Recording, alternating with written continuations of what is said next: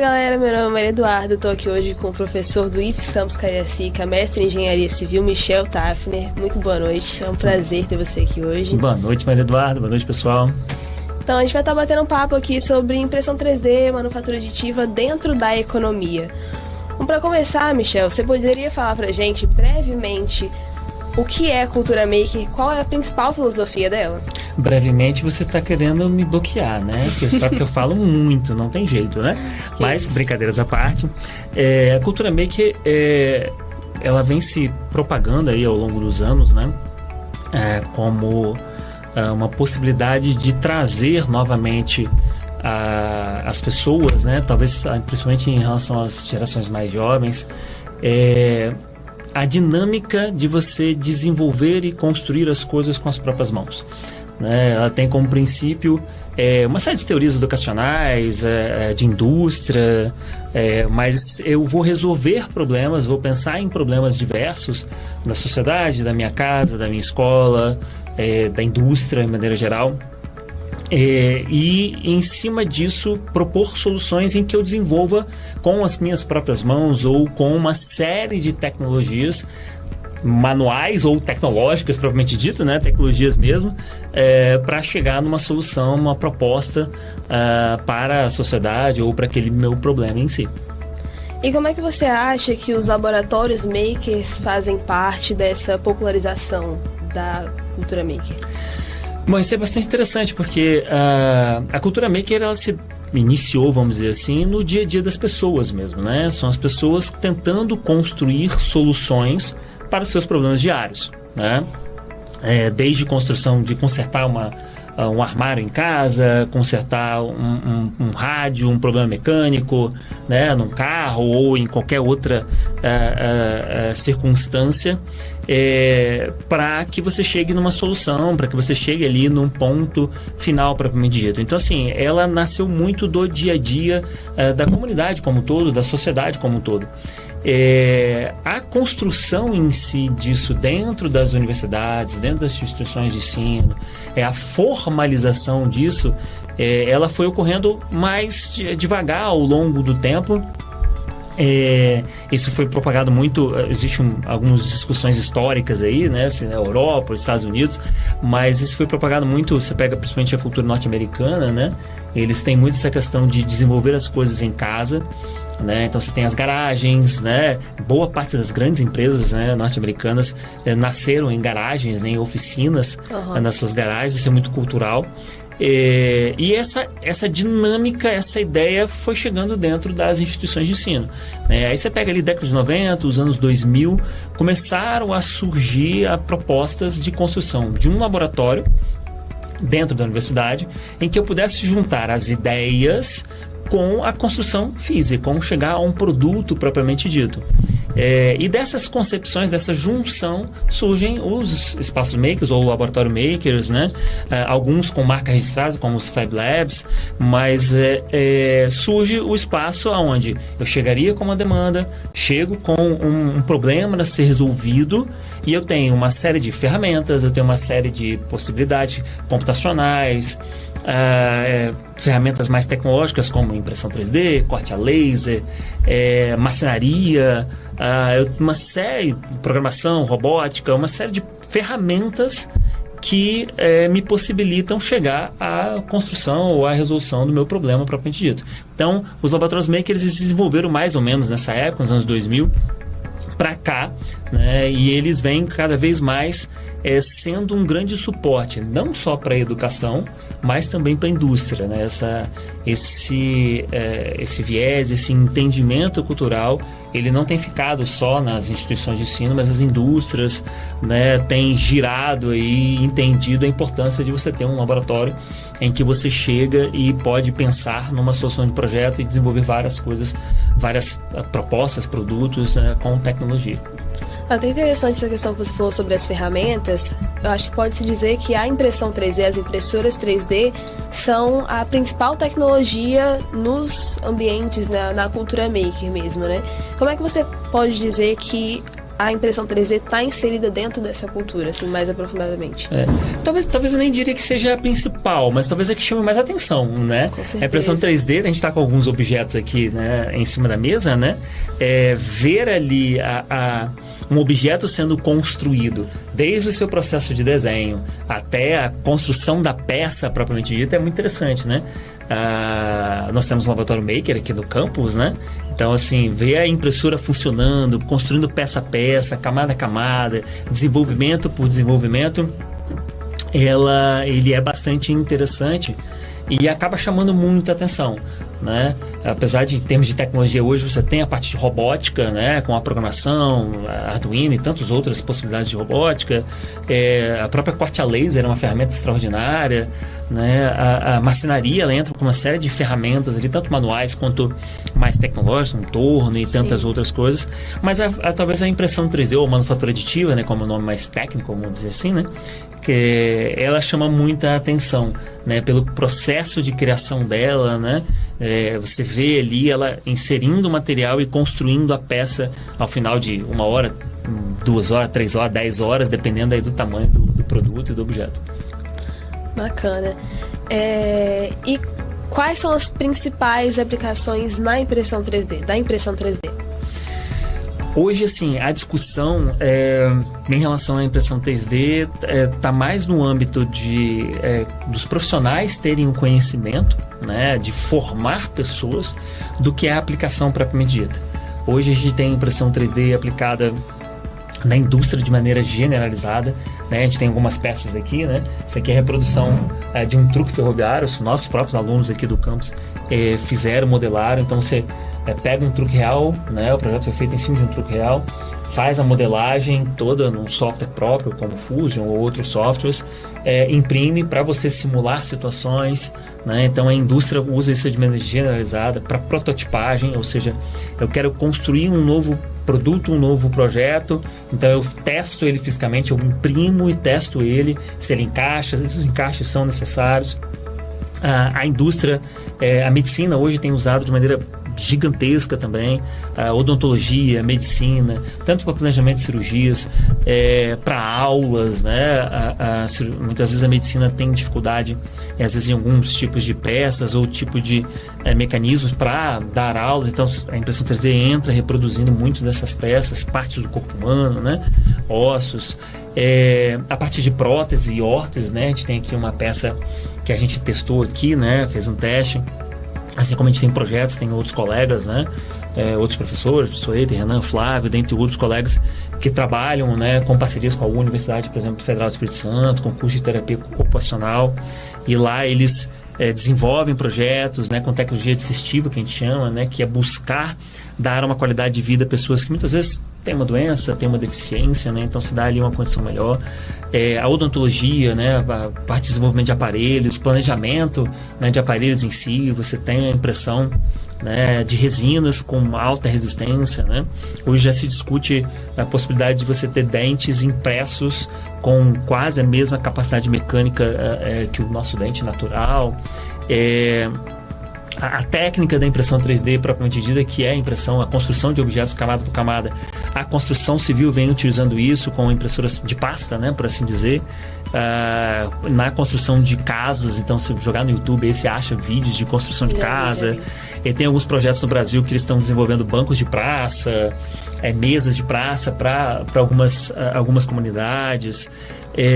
Quando você vai para a impressão 3D, por exemplo, de materiais metálicos, você tem impressão de peças já de automóveis, ônibus, avião. Você tem algumas impressoras aí sim mais modernas, né, com alto investimento, tamanhos grandes, sendo utilizadas na fabricação de foguetes, né, dentre tantas outras possibilidades. Então hoje, assim, o mercado de impressão 3D ou a possibilidade do uso de impressão 3D, a gente costuma brincar que não tem limite, né? Vai das questões de modelagem, desenvolvimento, dos materiais disponíveis, mas realmente há um grande campo de trabalho e desenvolvimento nessa parte de impressão 3D. Hoje é verdade, a gente vê bastante, como você falou, no YouTube, a gente vê bastante nas redes sociais. E você falou bastante sobre a aplicação da impressão 3D dentro do âmbito profissional. Mas na sua visão, como é que você acha que isso afeta nos métodos tradicionais de produção? A impressão 3D, ela tem... A humanidade vai evoluindo, os processos produtivos vão evoluindo, né?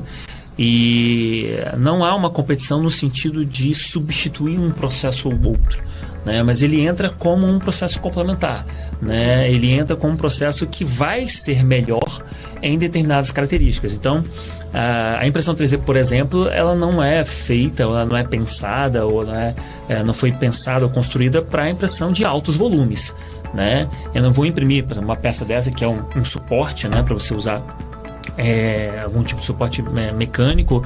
Eu não vou imprimir 100, 200, 500 peças dessa, né? A não ser que eu tenha 500 impressoras 3D para poder, né, fazer esse processo, né? O que não é muito viável, lógico, depende do tamanho da indústria, da empresa e tudo mais. Mas se você pensar em pequenas, médias empresas, não é viável, né?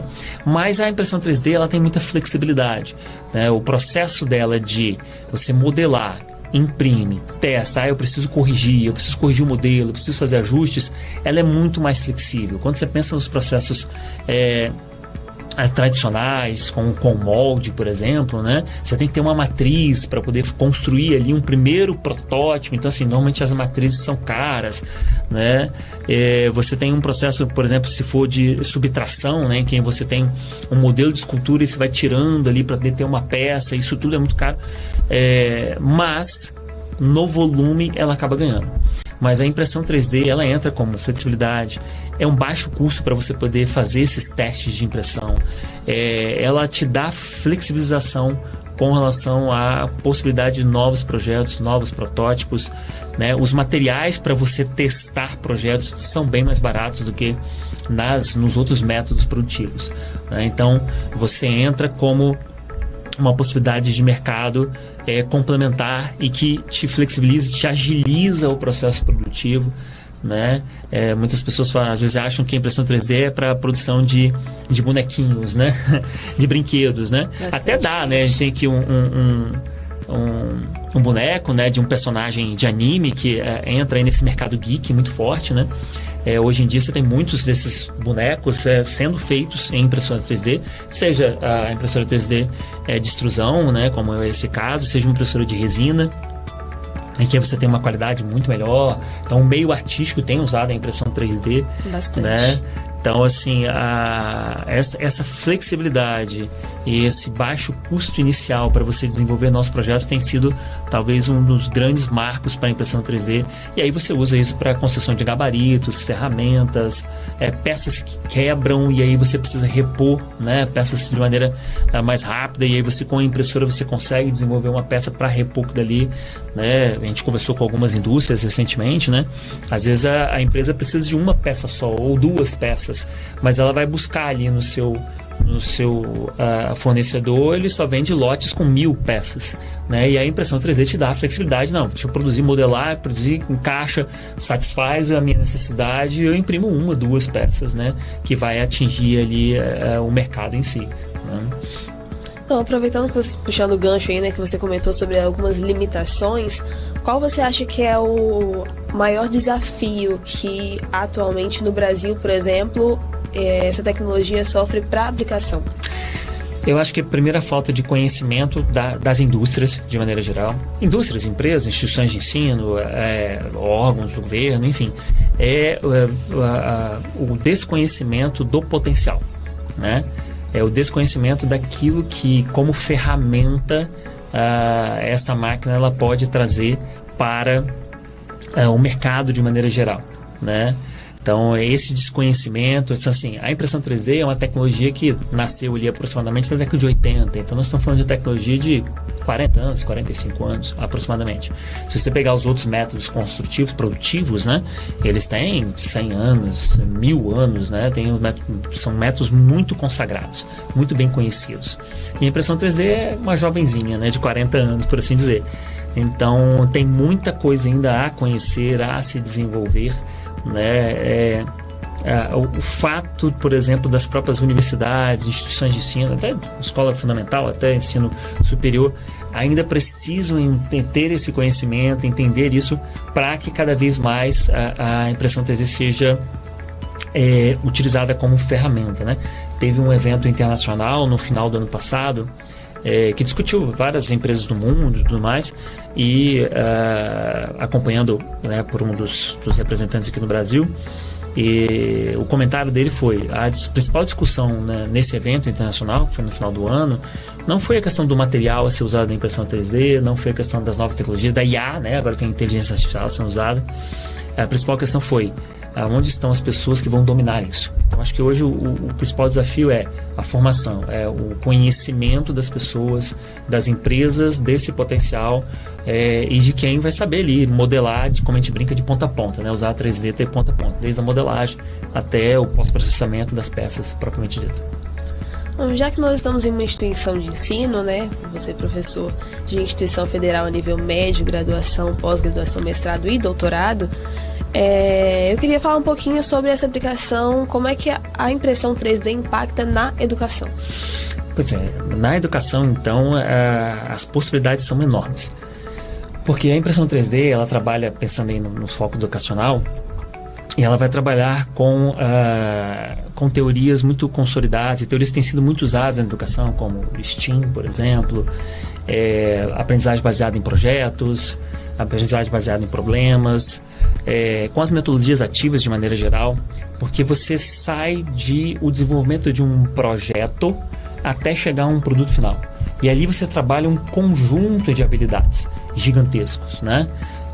Então, assim, muitas escolas têm cada vez mais se inserido nesse mundo, porque os estudos mais recentes, né, eles mostram muito desse potencial, né? Infelizmente, o desconhecimento, né, ou a falta de buscar efetivamente o potencial, muitas vezes faz as pessoas acharem que é mais uma tecnologia de fetiche, né? Que acha que é só algo a ser produzido de enfeite, né? É só mais um equipamento bonito na escola.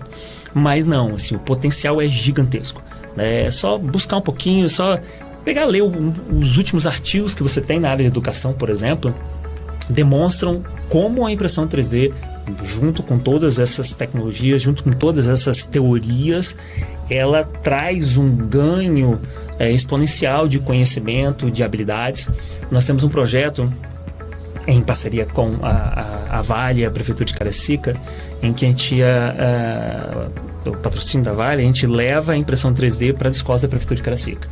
E toda semana a gente recebe o grupo de alunos dos 8º anos do Ensino Fundamental 2, e é impressionante o ganho de conhecimento, é impressionante visualizar como eles, até mesmo habilidades que eles não sabiam que tinham, eles se desenvolvem, né? Então, assim, a manufatura aditiva, a cultura maker como um todo, né, mas em especial a impressão 3D, ela traz esse ganho, né? Isso é mais do que comprovado cientificamente. Você pega vários estudos recentes, né, mostram isso, e a gente, no nosso próprio dia a dia, né, nós já estamos trabalhando com impressão 3D aqui há mais de 6 anos dentro do campus, né? E a gente vê como isso faz com que os alunos, eles consigam visualizar, eles consigam ter a possibilidade de desenvolvimento de diversas habilidades, e como isso ajuda na adequação, né? A gente tem projetos hoje com o nosso NAP, né, que é um núcleo de atendimento a pessoas com necessidades específicas de aprendizado, né? Então nós temos projetos hoje com alunos autistas, nós temos projetos hoje que nós desenvolvemos com alunos com baixa visão. Então, assim, uma série de ferramentas que auxiliam no aprendizado desses alunos. Então, assim, a impressão 3D não é uma brincadeira, né? Não é algo simplesmente que uma pessoa gosta, quer fazer, né? Não é simplesmente um fetiche de brincar de alguma coisa, mas é algo verdadeiro, educacional, comprovado cientificamente, e que tem grande resultado. É muito bonito ver esse resultado, inclusive, e é muito triste que a ignorância de alguns profissionais atrapalhem com a formação e desenvolvimento de futuros profissionais, Sim. né? Porque a gente vê isso hoje, essas crianças que estão hoje são os professores dos nossos filhos, são os funcionários profissionais que vão estar aqui para as nossas gerações futuras. Inclusive, falando sobre essas profissões, as gerações futuras, na economia, principalmente em questão de produção, consumo, e redução de custos, como é que você acha que a impressão 3D impacta hoje? E como ela pode impactar daqui a alguns anos? Hoje já se discute muito as novas profissões que vão surgir, né?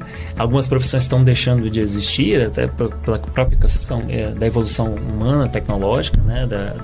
Dos empregos, das habilidades, dos trabalhos, né? E a impressão 3D, ela surge dentro desse ambiente de possibilidades. Nós temos diversos casos de relatos, a gente conversa com algumas pessoas e relatos até mesmo quando você vê Instagram, profissionais trabalhando, de pessoas que hoje dentro da sua casa elas desenvolvem objetos para vender nessa cultura geek, elas desenvolvem objetos de decoração, às vezes de festas, elas desenvolvem porta-celular, e elas desenvolvem uma série de produtos que vão atender o mercado, seja um mercado mais comercial, por assim dizer, né, o comércio em geral, seja um mercado mais industrial. Então, assim, a impressão 3D, ela tem movimentado, né, tem um estudo que saiu numa das grandes empresas de impressão 3D no ano passado, se não me falha a memória, que faz uma projeção aí da ordem de bilhões do mercado de impressão 3D até 2030, né? Então, assim, exatamente por causa deste potencial de aplicabilidade em diversas áreas: educação, indústria, artes, medicina, odontologia, construção civil, mecânica industrial, mecânica automotiva, né? Nós temos aqui na Grande Vitória, a gente tem projetos e tem empresas que já estão trabalhando com recuperação de peças, por exemplo, para carros antigos, né? E aí fazem todo o projeto e imprime uma peça que substitui a peça que foi perdida, que foi quebrada, e aí você dá ali o acabamento àquele carro em si.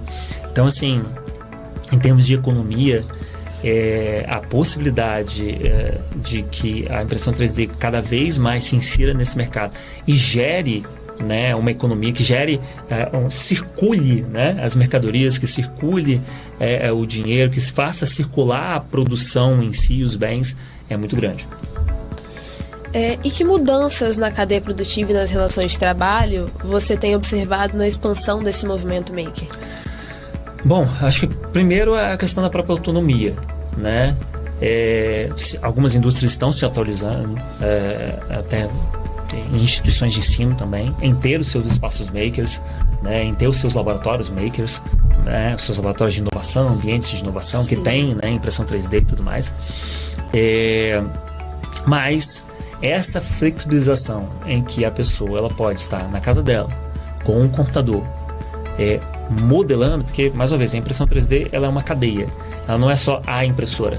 Eu preciso, numa etapa de modelagem, por exemplo, de entender qual é a necessidade do meu cliente e desenvolver um bom modelo 3D, desde artístico até industrial, né? Aí você tem áreas da mecânica, topologia e tantas outras áreas que vão estudar isso, como que eu faço essa redução de custo, como eu projeto, né, uma peça que vai me dar uma redução de custo, por exemplo, de material, que vai me dar uma possibilidade de desenvolvimento de um novo produto. A gente teve a oportunidade de visitar, há uns 3 anos atrás, um laboratório no Rio de Janeiro, em que eles estavam com uma impressão 3D metálica, né? Uma impressora metálica lá. E a impressora metálica é uma impressora de alto custo, na ordem de alguns milhões, 3 milhões, dependendo do tamanho da impressora. É baratinho, né? É fácil. E só que, assim, esse investimento veio de uma parceria com algumas empresas. E ao longo de 6 meses, em um projeto de 6 meses a 1 ano, esse laboratório desenvolveu uma peça que trouxe para essas indústrias uma economia de alguns milhões por mês, né, durante 1 ano. Então, assim, para cada uma das empresas, então o investimento acabou sendo pequeno, lógico, para uma grande indústria, né? Então, assim, essa possibilidade de que as pessoas possam se desenvolver. Hoje você tem, por exemplo, a indústria dos materiais, né? Como é que eu vou avançar na odontologia, né? A gente teve a oportunidade de conversar recentemente com profissionais ligados à área de odontologia, né? Que conhecem um pouco de impressão 3D. No Brasil tem indústrias, empresas trabalhando para a produção de uma resina, que é usada na impressão 3D odontológica, né? Que chegue à mesma resistência de um dente natural. Então, esse mercado dá às pessoas a possibilidade de desenvolvimento. Aí a gente fala de inovação, aí você fala de tecnologia. Então, assim, esse movimento making, e aí não só com a impressão 3D, né? Robótica, corte a laser, né? Quantos projetos a gente vê de robótica na atualidade, envolvendo IA, né? Para fazer manutenção em tubulações, em máquinas, enfim, para ajudar, né, o desenvolvimento. Então, assim, o potencial e a relação de trabalho cada vez mais vai ficar do profissional buscar, né? A gente tem a oportunidade de conversar com algumas grandes empresas que têm, às vezes, 10, 15 mil funcionários no Brasil como um todo, e você tem ali 1, 2, 3, 4 profissionais que entendem de impressão 3D.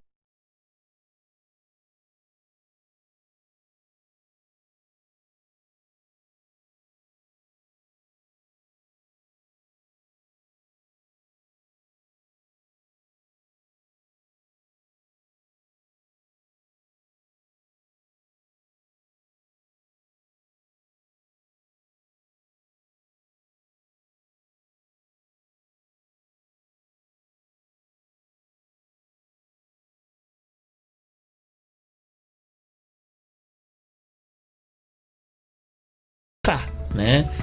A gente tem a oportunidade de conversar com algumas grandes empresas que têm, às vezes, 10, 15 mil funcionários no Brasil como um todo, e você tem ali 1, 2, 3, 4 profissionais que entendem de impressão 3D, né? Aí volta naquele ponto lá, né? Tá faltando gente que entenda disso, né?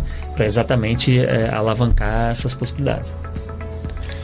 E como é que você acha que o acesso à tecnologia influencia na inclusão não só econômica, mas também social dentro desse contexto?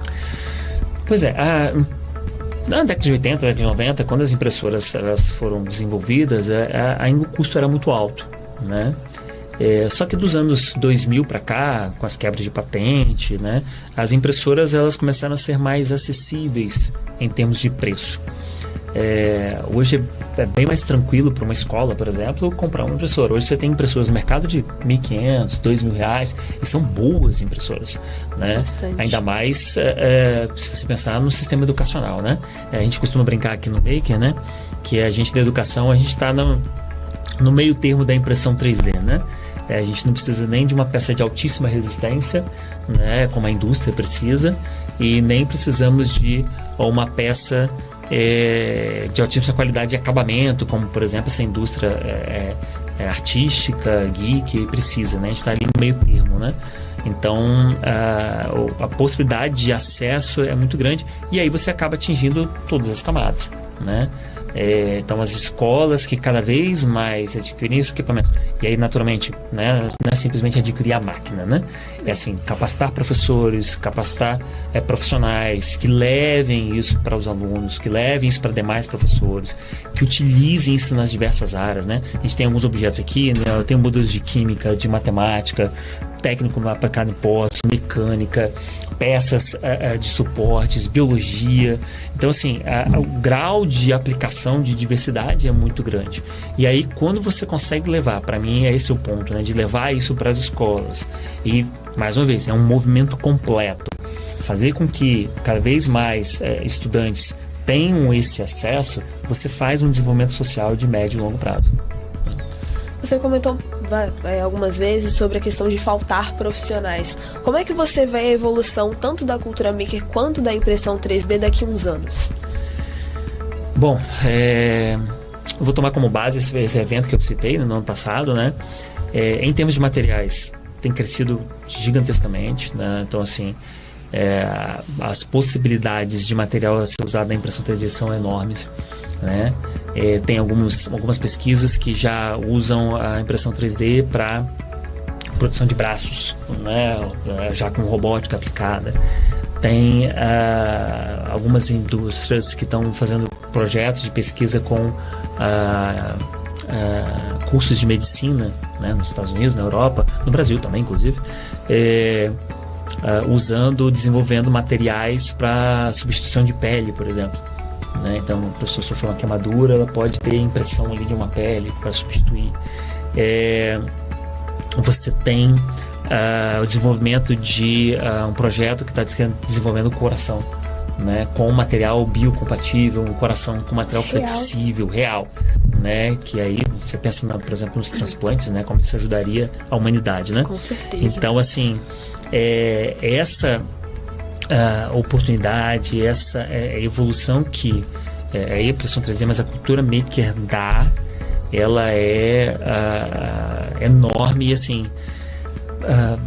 eu acredito que a gente dentro dos próximos anos vai ver muita coisa surgindo, muita.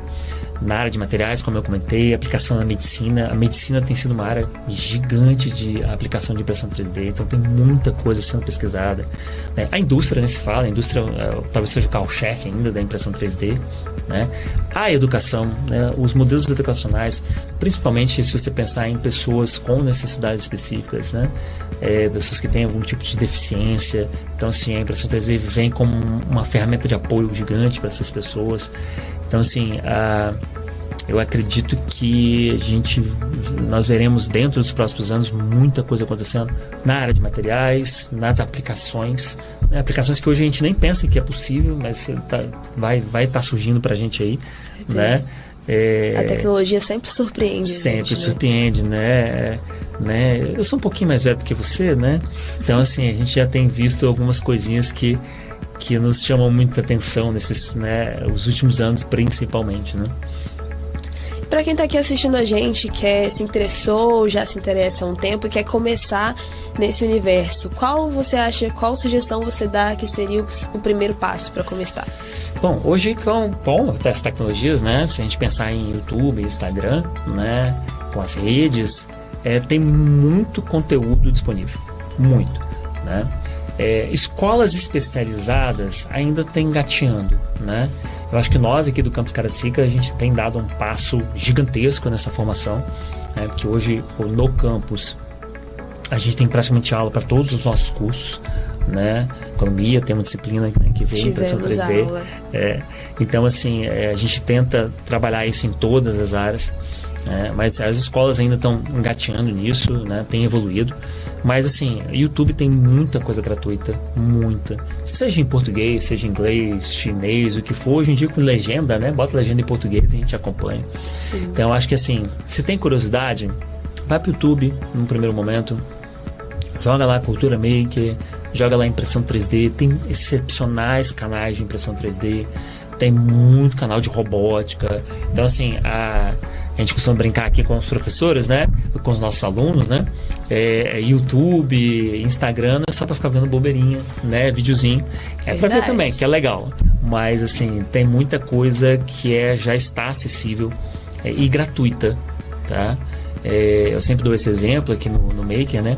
Muita coisa que nós aprendemos de impressão 3D foi a gente estudando por conta própria, seja no YouTube, em canais no Brasil, seja canais estrangeiros, lendo alguns livros, né, em português ou até em inglês, mas buscando informação. Acho que o ponto principal é o interesse em buscar informação. E aí você vai usar a ferramenta, né? O YouTube para mim, assim, hoje é uma ferramenta extraordinária. Mas os próprios sites que trabalham modelagem 3D, por exemplo, como Tinkercad, que eu acho uma ferramenta extraordinária, né, para iniciar a modelagem 3D, né? Para você conhecer um pouquinho como é que eu faço peças 3D, né? As bibliotecas mundiais gratuitas, existem muitas bibliotecas, só jogar no Google lá, né? Bibliotecas de peças 3D para impressão. Você vai achar muita peça e ali você vai aprendendo a olhar, mexer, a modelar, né? Isso faz parte da cultura maker, né? Essa questão do compartilhamento das ideias, né? Das soluções, né? Então, assim, eu acho que o ponto principal primeiro, o interesse mesmo, né? Mas é buscar esses canais. Tem muita coisa gratuita. E aí, naturalmente, buscar escolas, né? Que tenham isso, né? Vem para o Campus Caracica, né? Fazer a sua graduação, o seu técnico, que aqui, com certeza, em algum momento você vai esbarrar isso, seja projeto de pesquisa e extensão. Pós também, né? Em cultura maker. Sim, o campus tem o aperfeiçoamento, né? Estamos na expectativa, de repente, quem sabe, uma especialização. Temos projetos em parceria com empresas, né? que estão acontecendo e estão para acontecer, né? Se Deus quiser, em breve vai sair algumas notícias. Mas assim, procurem. Primeiramente, o YouTube tem muita coisa.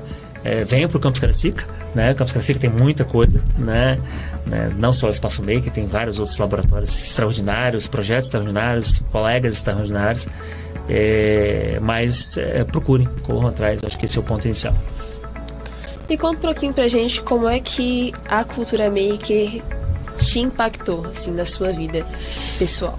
A gente começou a trabalhar com... Primeiro que assim, né, em termos de cultura maker, né, eu já vim de uma geração em que o meu pai me ensinou a mexer não vou dizer em tudo, né, mas em muita coisa, né? Então assim, eu sou até hoje, né, aquele homem, aquele cara que em casa quebrou uma coisa, eu vou consertar. Ou pelo menos eu vou tentar, né? Se eu vou consertar é outros 500, né? Mas na maioria das vezes eu consigo consertar, né? De vez em quando sobra um parafuso, né? Mas faz parte do processo de consertar, sobrar um parafuso. Mas assim, essa curiosidade, né? Eu acho que é esse o ponto da curiosidade, né? Como é que as coisas funcionam, né? Quebrou, como é que eu conserto, né? Como é que essa máquina funciona, né? Como é que essa mesa foi construída. Então assim, essa curiosidade, eu acho que ela sempre esteve presente na minha vida, né? E de outros colegas, né, que fazem parte da gente ali no dia a dia do nosso Espaço Maker, em de conhecer como as coisas funcionam, né? Então assim, eu já fui criado com essa mentalidade de eu mesmo consertar, eu mesmo fazer, né? Dar uma de eletricista, pedreiro, consertador, mecânico, engenheiro civil, fazer de tudo, né? E aí quando a gente veio aqui quando eu passei, né, no Campus Caracica, né, como professor, desde o início a gente sempre estive ligado a projetos como a construção de maquetes, né? O professor Hudson e outros colegas, sempre tentando construir e fazer coisas para que trouxesse para os nossos alunos oportunidades de aprendizado, né, mais palpáveis, por assim dizer, né? E aí quando surgiu a oportunidade, alguns anos atrás, 2014, 2015, o professor Frederico Pifano, excepcional colega, ele começou a se aprofundar um pouco mais nisso, né, nesse estudo da cultura maker, né? Ele teve a possibilidade de fazer uma viagem para os Estados Unidos, participou de uma feira maker lá, Maker Fair, e trouxe essa ideia para cá. E aí juntamos um grupo de pessoas que entenderam que isso era um ponto importante, né, juntamente com ele, para trazer para o campus. E aí a gente começou a trabalhar com isso. Inicialmente voltamos às nossas raízes de maneira manual, né? Papel, tesoura, caneta, martelo, prego, né? E aos poucos essa ideia, a gestão da época foi entendendo a importância de se ter um espaço assim, né? Então foi construindo, né, as oportunidades, né? E surgiu ali, né, por volta de 2018 mais ou menos, o Espaço Maker. E aí com o Espaço Maker cada vez mais a gente foi se aprofundando nisso. Então ver como as diversas ferramentas, não só a impressão 3D, mas as diversas ferramentas que eu tenho num Espaço Maker, num laboratório, desde ferramentas manuais até ferramentas tecnológicas, em que me permitam chegar a um produto que vai ser aplicável, a um produto que vai trazer uma solução para uma questão, é extraordinário. E isso desenvolve a criatividade, desenvolve o senso de resolução de problemas, desenvolve o trabalho em equipe, né, dentre tantas outras coisas, além da própria parte educacional em si, né? Então isso tudo me encantou, né? Isso tudo fez com que eu junto com toda a equipe do Espaço Maker, cada vez mais corrêssemos atrás de fazer o Espaço Maker, construir um Espaço Maker, né? Desenvolver o Espaço Maker, né? Com diversos projetos, né? Apoio de empresas, né? Muito do que a gente tem no Maker hoje é patrocinado, teve patrocínio de empresas. Nós chegamos onde nós chegamos porque tivemos empresas parceiras, né, que fizeram o Espaço Maker chegar no ponto que chegou, e essa possibilidade desse desenvolvimento, eu acho que é o ponto principal que me encantou, né, de você criar, imaginar, né, e aí de repente, seja na impressão 3D, seja lá na corte a laser ou na marcenaria, você materializar a sua ideia, o seu produto, a sua solução. Acho que isso talvez seja o ponto que mais me encanta, né, dentro da cultura maker, da impressão 3D propriamente dita. Bom, muito obrigada, professor Michel, por compartilhar com a gente seus conhecimentos, seus sentimentos com relação à impressão 3D. É realmente uma área muito bonita e que não só pode, como deve ser explorada e desenvolvida. Muito obrigada pela participação. Eu que agradeço a oportunidade de a gente bater esse papo, conversar um pouquinho sobre cultura maker, falar um pouco do nosso espaço maker, né? Você faz parte dele, já está quase 2 anos com a gente lá. Exatamente. Então foi bem legal essa conversa e estamos aí para mais conversas, para divulgar essa cultura maker que é tão importante. Bom, como o Michel já disse, venham pro IFES Cariacica, puxando lá saco do meu curso. Venham para a economia, façam economia. Terão aula no Laboratório Maker aqui do campus, terão aula com o professor Michel, com o professor Flávio. Aprenderão a desenvolver, a pensar, a materializar as ideias de vocês das diversas formas, como o Michel disse. E é isso, muito obrigada. O podcast vai ficando por aqui. E é isso. Um beijo. Até mais, pessoal. Um abraço.